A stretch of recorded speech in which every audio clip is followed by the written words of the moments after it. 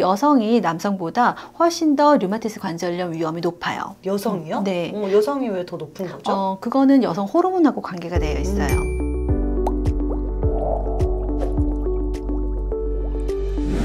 유리님들 안녕하세요. 안녕하세요. MC 스텔라입니다. 안녕하세요. 영양 박사 클라라입니다. 네. 박사님, 요즘에 이제 겨울이 이제 오면서 막 뼈마디가 시리고 막 무릎이 아프고 막 그쵸. 이런 것들이 많잖아요. 그래서 이제 관절염 검색을 해보니까 막 손가락 관절염, 뭐 예. 무릎 관절염, 그쵸. 류마티스 뭐 이런 관절염이 되게 많이 나오더라고요. 네, 맞아요. 그래서 오늘은 이제 저희가 관절염에 도움이 되는 영양제를 소개시켜 드리려고 하는데요. 어떤 영양제를 가지고 오셨죠? 제가 처음에 가져온 거는 이제 콜라겐인데 이거는 치킨 콜라겐이에요. 그리고 두 번째는 우리가 MSM, 메틸설포닉 메탄이라고 하는 식이유황을 가져왔고요. 세 번째는 여기 보시는 것처럼 마그네슘을 가지고 왔습니다.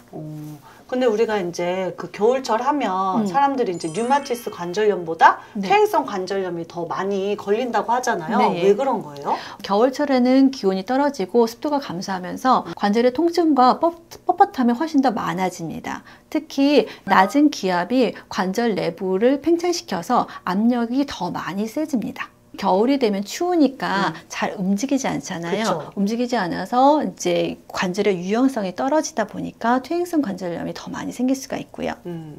그러면은 이 퇴행성 관절염과 류마티스 관절염, 우리가 생각했을 때 관절염 하면 되게 비슷비슷할 것 같은데 네. 이게 구분하는 방법이 있나요? 달라요. 이제 제일 중요한 건요. 류마티스 관절염은 대칭적으로 나타납니다. 대칭적으로. 예, 그래서 이쪽이 아프면 이쪽이 아프고, 예, 그렇게. 근데 이제 골 관절염 같은 퇴행성 관절염은요, 내가 많이 사용하는, 내가 이제 막 이쪽에 막 사과를 열심히 깎았다, 계속 깎았다, 또는 어떤 일을 계속 반복되는 일을 많이 했잖아요. 그러면 여기가 아프지 여기까지 아프진 그렇죠. 않아요. 예, 그래서 그걸 가지고 크게 볼 수가 있어요. 그래서 그 골 관절염, 우리가 퇴행성 관절염하고 류마티스 관절염 기전 조차가 다른데요. 류마티스 관절염은 자가 면역 질환으로 생겨요. 그래서 우리 몸 어디서든지 다 생길 수가 있습니다. 염증이.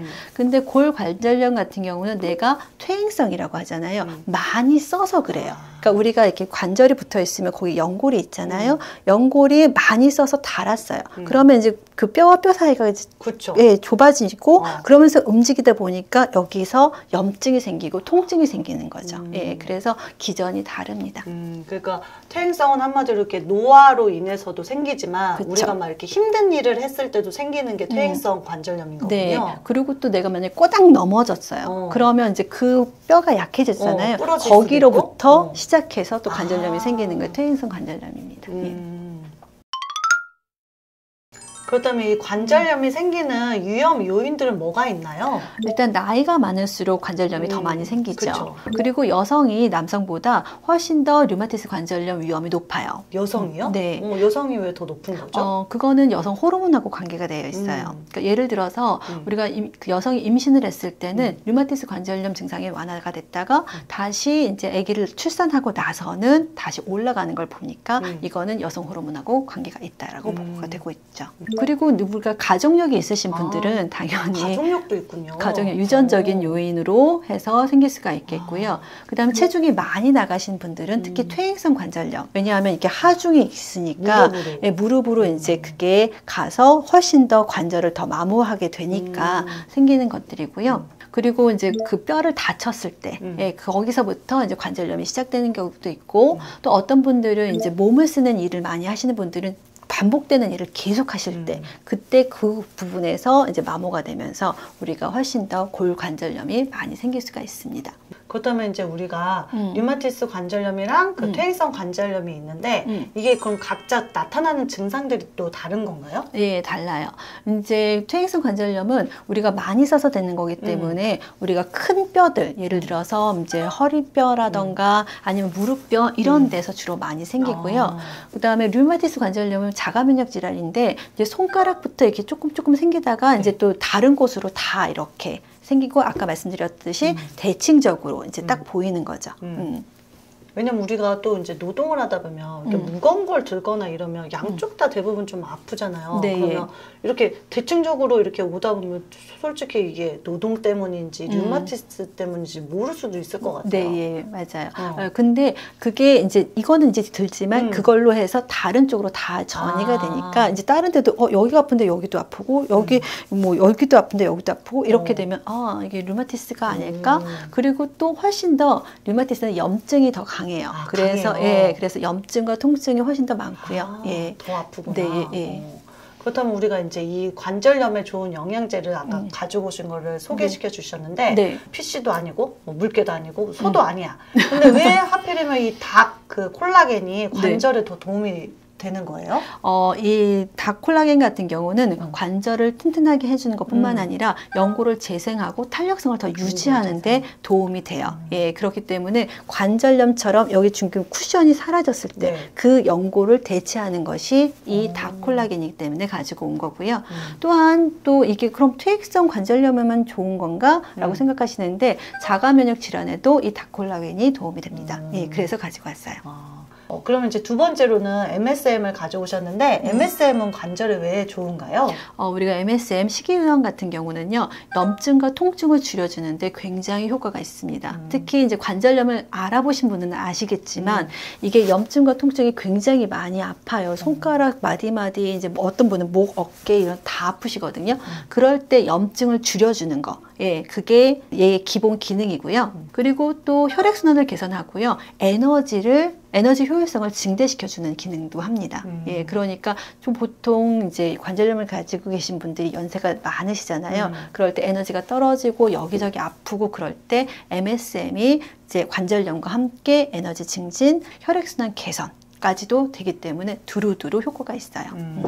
근데 저 궁금한 게 저도 이제 막 일을 되게 무리하게 하다 보면 이게 막 손가락이라든지 이런 데가 아프잖아요. 네. 근데 뭐 따로 이렇게 약이나 뭘 안 먹었는데 좀 시간이 지나면 또 괜찮아지잖아요. 네. 그러면 이제 이런 것들도 자연적으로 약을 안 먹어도 나을 수 있는 거예요?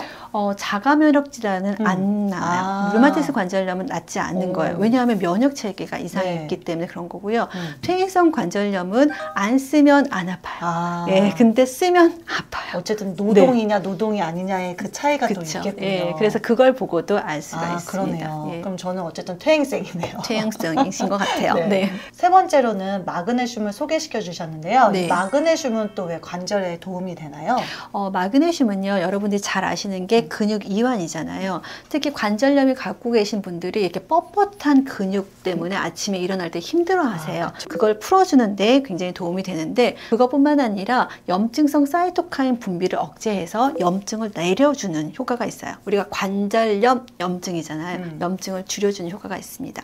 그래서 보통 이렇게 여기 있는 콜라겐과 MSM은 우리가 퇴행성 관절염에 많이 효과가 있고요. 여기 마그네슘하고 MSM은 류마티스성 관절염에 도움이 됩니다. 그렇다면 이제 이 세 가지 영양제를 소개시켜 주셨는데 그럼 얘를 먹는 방법과 섭취량은 어떻게 되나요? 그 닭 콜라겐 같은 경우는 이 한 캡슐당 500mg의 이제 치킨 콜라겐을 가지고 있어요. 네. 식약처에서 하루 콜라겐 권장량을 1000에서 2500 정도로 얘기를 하고 있어요. 이 제품 같은 경우는 하루 3번 2캡슐씩 먹는 거니까 거의 한 3000 정도 되죠. 6살이면 너무 많은 거 아니에요? 네. 근데 이 콜라겐의 상한 섭취량은 5000mg이기 때문에 괜찮습니다. 근데 혹시라도 이게 걱정되시는 분들은 5캡슐이면 우리가 2500mg이잖아요. 그래서 둘 하나 이렇게 드셔도 괜찮습니다. 여기 있는 MSM은요, 우리가 하루 한 캡슐에 1000mg을 가지고 있는데요. 하루 한 번이나 2번 정도 음식과 함께 섭취를 하시는 게 좋습니다. 왜냐하면 음식을 먹었을 때 위산이 나오잖아요. 이 위산과 MSM이 같이 만나면 흡수가 훨씬 더 빨라져요. 그래서 식후에 같이 드시는 거고요. 절대 자기 전에 드시면 안 됩니다. 왜요? 왜냐면 이 MSM이 에너지를 증가시킨다고 하잖아요. 그래서 이제 잠을 못 자요. 예, 그래서 자기 전에는 드시지 말고 그냥 아침이나 점심 때 그때 드시면 좋습니다. 마그네슘은 이게 하루 한 캡슐 정도 먹는데요. 200mg 정도가 들어있어요. 보통 한국인 성인 마그네슘 권장량이 남자 같은 경우는 350에서 360mg 정도 되고요. 여자 같은 경우는 280에서 290mg이 적정량이거든요. 근데 지금 요거 200mg 정도 드시고 나머지는 우리가 식사에서 채워줘서 이렇게 드시면 됩니다. 그리고 마그네슘은 꼭 식후에 드세요. 왜냐하면 무기질은 그냥 먹었을 때, 식전에 공복에 먹었을 때는 위가 굉장히 불편하거든요. 그래서 음식하고 같이 드시는 게 좋습니다. 그렇다면 이제 관절염에 좋은 식단이 있다면 어떤 것들이 있나요? 관절염 식단을 말하자면 그냥 타이틀이 항염증 식단이에요. 염증을 줄여줘야 되는 거예요. 예. 그래서 제일 먼저 이제 우리 오메가3를 생각할 수 있잖아요. 그래서 등푸른 생선 같은 것들을 많이 드시면 좋겠고요.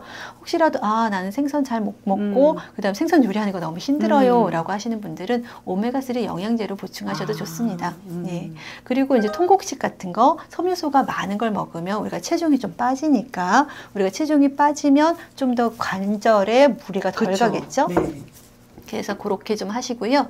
그 다음에 이제 비타민, 이제 항산화제가 많이 들어있는 야채나 과일을 많이 드시는 것도 좋겠고요. 특히 이제 블루베리라던가 또는 스트로베리, 그다음에 여러 가지 색깔이 있는 것들, 피망 같은 거, 그런 것들을 좀 더 많이 드시고 야채와 과일을 많이 드시는 게 좋습니다. 올리브유도 염증을 줄여주는데 도움이 되기 때문에 이제 이런 불포화 지방산을 좀 더 많이 드시고요. 호두와 아몬드 같은 견과류는 비타민 E가 들어있어서 항산화에 훨씬 더 좋으니까 그것도 챙겨서 드시고요. 생강, 마늘, 양파, 강황 같은 것들도 염증을 줄이는데 도움이 되시니까 챙겨 드시기 바랍니다. 그리고 피해야 할 음식들이 있는데요. 다 아시겠지만 포화지방산 많은 거, 그 다음에 트랜스지방 많은 빵이나 쿠키, 스낵 같은 것들, 그 설탕이 많은 정제된 탄수화물을 많이 먹는다든가 가공식품을 먹었을 때는 염증 수치가 굉장히 많이 올라가서 우리가 관절염이 더 나빠지니까 여러분들이 그런 것들은 피해 주세요. 겨울철이 되면서 이렇게 관절이라든지 이런데 이제 통증이 생기면서 이제 우리가 아파지잖아요. 그래서 이제 오늘은 그 관절염 2가지에 대해서 박사님과 알아봤는데요. 네. 다음 시간에는 어떤 주제로 우리가 또 만나보는 거죠? 다음 시간에는 숙취 해소에 도움이 되는 영양제에 대해서 알아보려고 하는데요. 궁금하신 유리님들은 우리 다음 시간에 만나요. 안녕!